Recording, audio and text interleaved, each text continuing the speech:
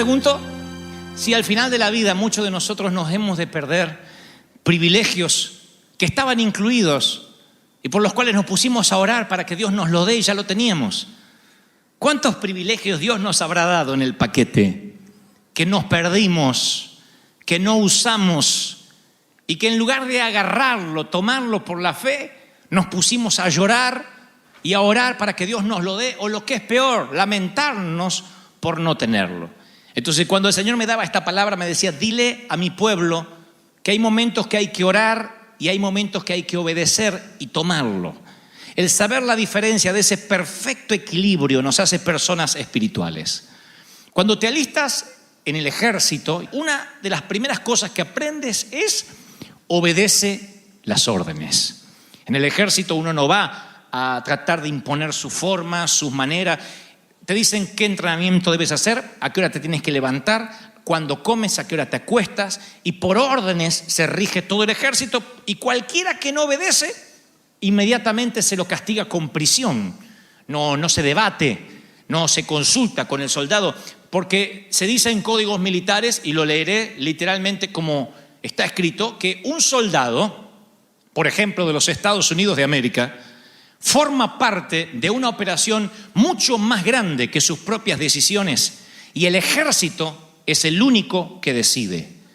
Y nosotros ya no somos civiles. La Biblia dice, el apóstol dice que sufrimos necesidades como buen soldado de Jesucristo. También estamos en un army espiritual.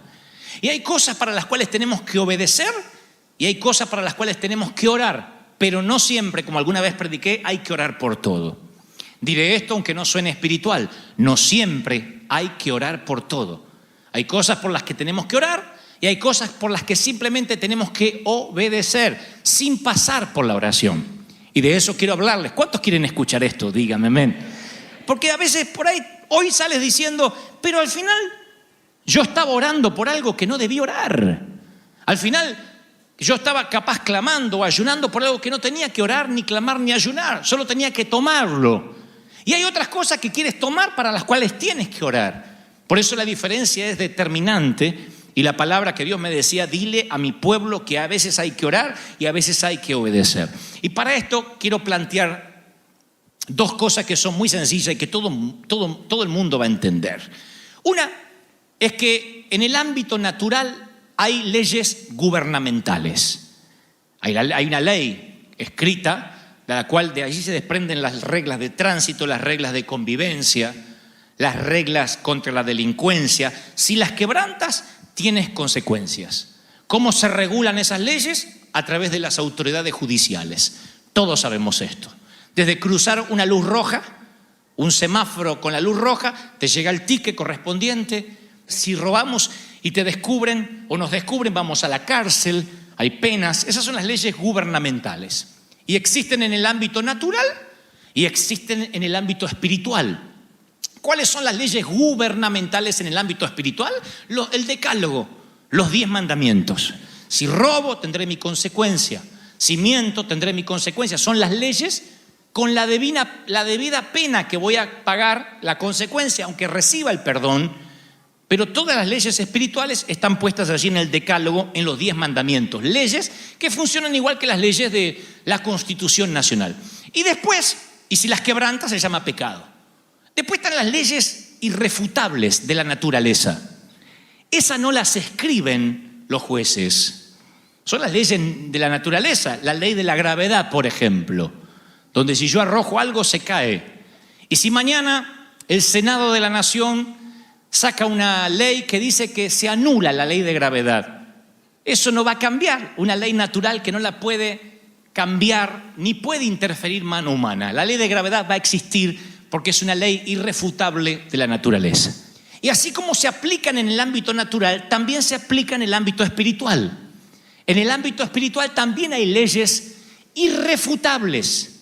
Ya no hablamos de los mandamientos, de las leyes gubernamentales espirituales, sino de las leyes irrefutables que no van a cambiar ni para inconversos ni para cristianos. Hay cosas que no hay que orar porque son principios que funcionan por sí solos y tenemos que aplicarlos para que funcionen. Por ejemplo, un principio que es la fe.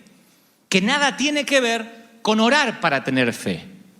En otras palabras, uno puede orar a Dios por el matrimonio, por nuestro matrimonio. Pero si el hombre no cumple con los deberes de hombre y trae lo que hace falta y provee para sus hijos, por más que ore, está rompiendo un principio.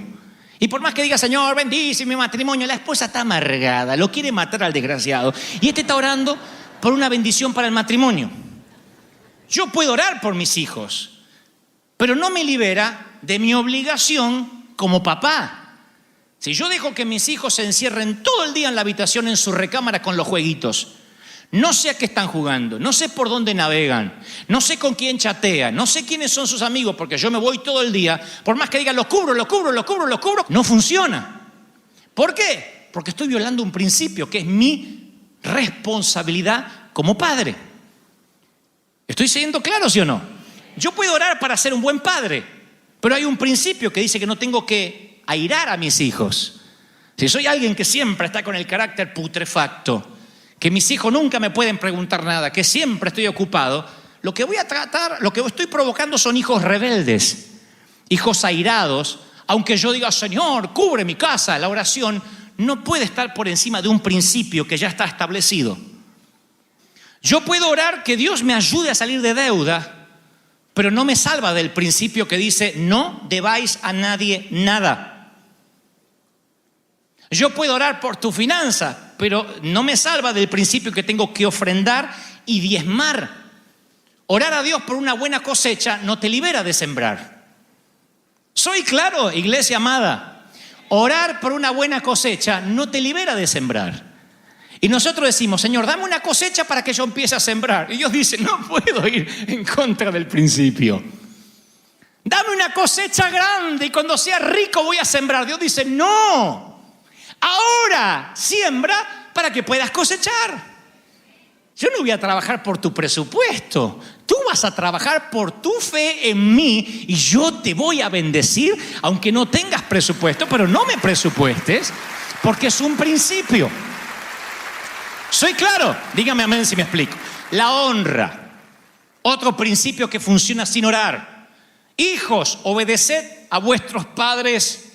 Honra a tu padre y a tu madre, que es el primer mandamiento. ¿Con qué? Con una promesa. Para que te vaya bien. Ore por mí para que me vaya bien. ¿Honras a tus padres? Pastor, no me quiero morir joven. Para que tengas una larga vida en la tierra. ¿Honras a tus padres? Los tienes que honrar aunque no se lo merezcan. Aunque no hayan sido buenos padres. Porque no se trata de ellos, se trata de ti. Es un principio. Honra a tus padres. Tú dices, no los tengo. No importa, puedes honrarlos igual en tu corazón, quitando rencor, quitando la amargura, diciendo, la vieja hizo lo mejor por mí, lo que sabía, lo que pudo en todo caso, lo cual es mucho. El viejo, ignorante, sin estudio, Yo tuve que reconciliarme con mis padres, reconciliarme en mi corazón. Porque hoy que podría hablar con mi mamá, tiene Alzheimer. Hoy que podría hablar con mi papá, no le voy a complicar su corazón débil para pasarle facturas viejas, biles viejos.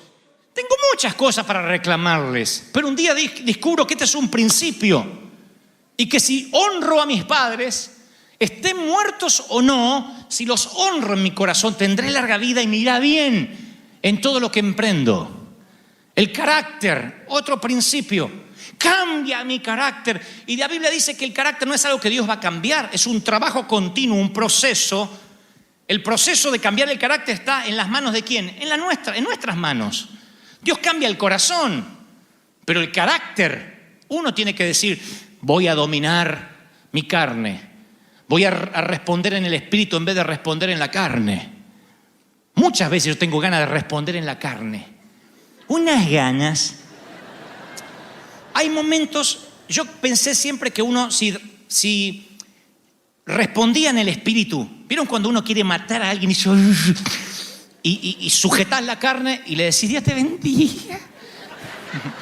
Yo pensé que uno después se sentía muy bien. No, te queda una frustración de la carne, Pero pasé por estúpido, le tenía que haber dicho, me toma el pelo, yo tenía que haberle dicho, pero tenía tantas cosas para decirle, me quedé mudo, pero la próxima vez, es como que la carne queda frustrada. Entonces, la próxima vez, ¿qué hacemos? Vomitamos la carne. Que sos no tenés una boca, tenés una cloaca, y que tu madre, sos igual, y decimos, ¿y ahí qué pasa? ¿Ahí qué pasa? Se contrista el espíritu. Y cuando se contrista el espíritu, es peor que cuando se contrista la carne. Yo quisiera que no se me contriste nada, pero tuve que elegir. Y me tuve que dar cuenta que la lucha que tenía el apóstol Pablo es real hasta hoy. Tenemos que todos los días tomar decisiones. Obramos en la carne o obramos en el espíritu. Y cuando respondes en el espíritu, tu carne se frustra, pero dices, wow, hoy le gané una batalla al carácter. Hoy soy más espiritual que ayer. Mañana voy a ser más espiritual que hoy. A veces quieres contestarle a tu esposa o a tu esposo y eso va para adentro. Y pasa por acá y tú puedes, como llega hasta el intestino y dice, Señor, los quiero despedir porque me voy a morir. Ahora, si lo largas, uno siente la satisfacción momentánea, pero después se contrista el espíritu. ¿Qué trato de decir? Que el carácter no es algo que uno le pida a Dios. Dios dice, no me digas a mí. Yo te enseñé cómo actuar, es un principio. Como la honra, como la fe. Otro principio que no funciona con oración, las finanzas. Las finanzas, yo oro siempre por finanzas, pero teniendo en cuenta que todos aplicamos los principios. Si no, no hay manera de orar por las finanzas. Yo puedo ser muy espiritual. Si yo no me pongo desodorante y me lavo los dientes, por más espiritual que sea, el resto de la humanidad no va a ser bendecida por mí. Porque hay dos principios que no estoy aplicando, los dientes y el desodorante. Y mis axilas gritan tan fuerte que no te dejan escuchar lo que el Espíritu Santo tiene a través de mi boca. Vamos a ponerlo al revés. Conozco inconversos, los conozco. Un judío ateo. No hay peor cosa que un judío ateo. Porque este no creía ni en Dios. Raro que un judío no crea en Dios, pero este está cerrado a todo. Multimillonario. Felipe se llama. Multimillonario. Yo trabajé para él. Y él decía, vení Gebel, vení. Quiero que elijas una de las iglesias que vos conocés y que agarres uno de los teclados más caros de estos que vendemos, los órganos, y se la vayas y se la dones a una de las iglesias. Y yo le digo, ¿por qué hace eso? Y dice, porque desde que yo siembro es cuando más vendo. Le digo, ¿entonces usted cree en Dios? No, no creo en Dios. Nosotros nos van a comer los gusanos, eso es todo. ¿Y por qué hace eso? ¿Qué sé yo? Porque resulta, decía. Aplicaba el principio de la siembra y cosechaba, un inconverso. El sol sale sobre justos e injustos. Entonces puede haber un creyente súper espiritual que cree que se come la Biblia, que es miserable. Y la Biblia dice, el que siembra escasamente, siembra escasamente, segará escasamente. El que generosamente siembra, va a sembrar generosamente. Cada uno dé como propuso en su corazón. No con tristeza, ni por necesidad, porque Dios ama al dador alegre, ni por necesidad, sino que con alegría. Y poderoso es Dios que puede hacer que abunde toda gracia, a fin de que ustedes tengan siempre todo lo suficiente para que abunden en buena obra. O sea, para que puedas dar, para que te sobre. Con este versículo ya está, se acabó el evangelio de la prosperidad, 5 pasos para la prosperidad, leer el libro de cómo Dios te bendice en las finanzas. Todo está en un versículo, 2 Corintios 9:6, punto, un principio. ¿Quieren tener larga vida? Honren a los padres. ¿Quieren tener fe? Un oidor que aplique la palabra. ¿Quieren tener buen carácter? Trabajen todos los días. ¿Quieren prosperar? Siembren. Es como que Dios dice, no me meto, eso funciona. Pregunta, como hacía mi maestra. ¿Puedes trabajar para ganarte la salvación por tus méritos? Es aplicar un principio. Recibir por fe la gracia te hace que seas salvo. Es aplicar un principio. ¿Puedes trabajar para ganarte la sanidad divina? Es aplicar el principio. Por sus llagas fuimos curados. La salud es algo que uno tiene que cuidar. La sanidad es un regalo de Dios. La salud es una recompensa La sanidad es un regalo de Dios. ¿Puedes trabajar para ganar el bautismo del Espíritu Santo? No, es un regalo. Creer y aplicar el principio de la fe y viene el regalo. ¿Por qué creemos que tenemos que trabajar para ganarnos la prosperidad? Hay que trabajar para solventar el pan en nuestra casa, pero no para la prosperidad. Para la prosperidad hay un principio. ¿Qué es la prosperidad? Tener no para pagar el mínimo de la tarjeta, tener para dar, tener para sembrar, que siempre te sobre. Eso no tiene que ver con que trabajes más horas. A lo mejor trabajas 72 horas al día y no puedes pagar las tarjetas. Y dice, ¿pero qué me está faltando? Soy esforzado, ¿qué me está faltando? Aplicar un principio que funciona para inconversos y para cristianos. El obedecer, como en el ejército. ¡Abastirse! No te dicen, mire, vístase y después que se vista vamos a comer. Después de comer vamos a ir a la guerra. Tiene que cargar el arma. Te dan una orden. Dios le dice a Abraham, vete de tu tierra y tu parentela. No le dice cuánto va a tardar el viaje, a dónde va a ir, qué tiene que llevar en las maletas. No le dice nada. Vete de tu tierra y tu parentela. Única orden. Y la mujer de Abraham dice, viejo, ¿a dónde vamos? ¿Qué sé yo? Me dijo, vete. ¿A dónde? Vete, ¿a dónde? No preguntaste más. Así son las mujeres, pero no preguntaste más. Me dijo, vete. ¿Pero a dónde nos vamos a ir? ¿A dónde? Vete, vete, vete, vete. ¿A dónde vete? Yo me la imagino a la señora. ¿A dónde vete? Nos vamos allá, a lo más alto del barco. Alguno no entendió, no importa, ahí nos vamos. No le dijo si va a tener plan de jubilación, nada, nada.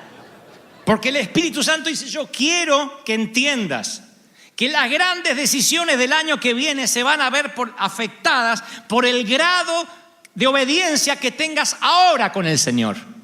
Y esos que pasan, envíame a las naciones. A veces Dios le dice en el culto, en el servicio, haz una ofrenda sacrificial ahora. Y le empiezan a pedir 14 reconfirmaciones a Dios. Bueno, pero si esto es de Dios, que venga mi marido y me diga lo mismo. Y que cuando salga de acá, no te pido nada. Digo, una profeta que venga con una media verde y una roja. Y esa va a ser la señal de que tengo que dar el dinero. Dios dice, ¿y te pensás que te voy a mandar al Congo? ¿Que te voy a dar las multitudes y cuando te estoy mandando algo sencillo no lo puedes obedecer? Es que obedecer a Dios para algún día, siempre para más adelante, es menos demandante que obedecer para los próximos 10 minutos. Siempre. Bueno, Dios me está pidiendo cosas grandes y hay gente que está dispuesta a obedecer grandes cosas, pero el principio, el aplicar, no. Ahí no, estoy pidiendo la voluntad de Dios. Y ahí es cuando hay un contrasentido. Lo que Dios quiere darte se ve afectado porque no aplicas principios para que Dios te lo dé. Un soltero o una soltera. Dios le dice, yo tengo la persona para ti. Yo la tengo. Ah, sí, Señor, dámela, mándamela. No hay en la Biblia un solo versículo que dice, yo te mandaré tu rubia a tu casa. Y el ganso vendrá a la puerta de tu casa a buscarte y se arrodillará con una alianza. No dice eso nunca la Biblia. Tienes que orar para saber elegir. ¿Cómo uno elige? Saliendo al mercado. Si te encierras a orar en la habitación, dame una novia. ¿Cómo Dios te la va a dar si estás encerrado? Es como aquel que se encierra, dame un trabajo. Y si no sales a buscar empleo.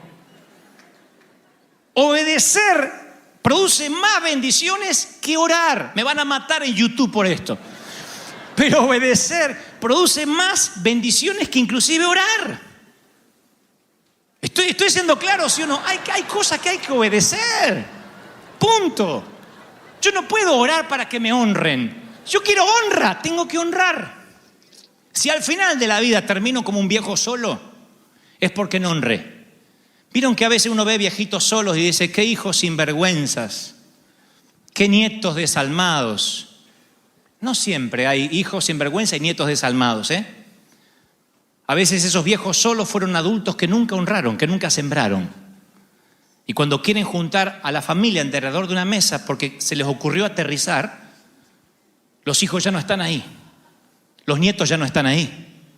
No siempre los viejitos que están solos, no digo que todos, no siempre los viejitos que están solos están por una injusticia.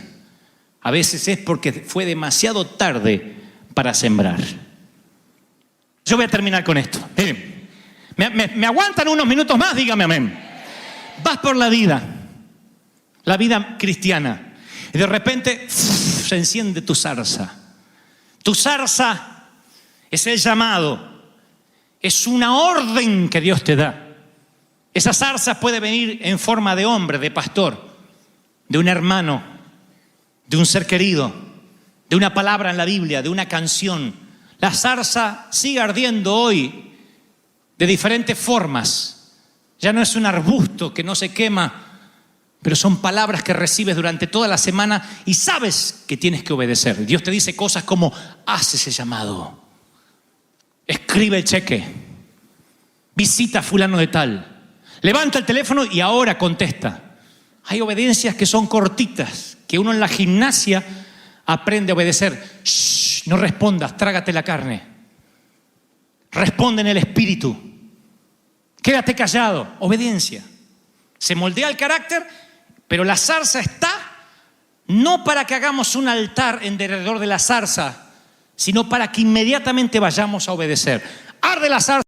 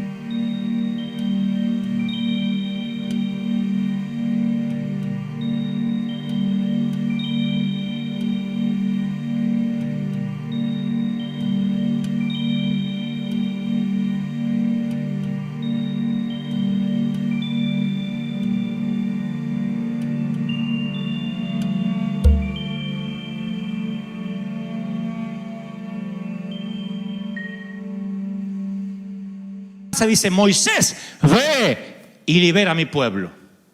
Es una orden. La zarza es una orden. La zarza no conmueve a los inconversos. La zarza es una orden para nosotros. La Iglesia Evangélica Internacional ha tenido decenas de zarzas que venían como órdenes de Dios para salvar a los inconversos, y la gente empezó a adorar la zarza en vez de salir. Por ejemplo, empezó en los 80 el movimiento de la adoración. Se invirtieron millones de dólares en músicas cristianas. En todo tipo de adoración, todos eran salmistas, todos eran adoradores. Era alguien con un teclado cantando 1 hora y media y todos adorando y decían, la adoración va a transformar el mundo. No transformó el mundo porque al mundo no lo conmueve la zarza ardiendo. La adoración es una orden que Dios le dio a la iglesia. Adórame, llénate de mí para hacer algo. ¿Me siguen, sí o no? Luego vino el movimiento apostólico y profético. Todos son apóstoles, todos son profetas y hay una ola de títulos, de jerarquías que conmueven al mundo y algunos están esperando esa jerarquía y eso dijeron, cuando seamos apóstoles y seamos súper recontra apóstoles, el mundo se va a conmover. El mundo no se conmueve por apóstoles porque las zarzas ardiendo no son para conmover al mundo, es para que la iglesia obedezca. Luego viene el movimiento de la unidad. Dijimos, si nos unimos todos los pastores, va a ocurrir un dramático avivamiento en las naciones. Si nos unimos bautistas con pentecostales, con reformados, eso va a ser algo ecuménico, que todos nos juntemos, las religiones. El mundo no se conmueve por eso, porque el mundo no se conmueve con zarzas que arden. Luego vino el movimiento de la oración. Dijimos, vamos a orar, y vamos a orar, y vamos a orar, pero la oración deja de ser eficaz cuando es un sustituto de la obediencia. Cuando en vez de obedecer nos encerramos a orar. Yo vengo de esas iglesias donde todas las señoras oraban. Era, y unas lenguas tenían de víbora. Chumas. Y decían, esto va a conmover al mundo. Se murieron y no conmovieron a nadie. Porque las zarzas que arden no conmueven al mundo. Si no, Moisés agarraba la zarza y dice, perdón, Señor, le llevo la zarza al faraón para que la vea. La zarza no es para que la vea el faraón. La zarza es para que tú obedezcas y tú le hables al faraón.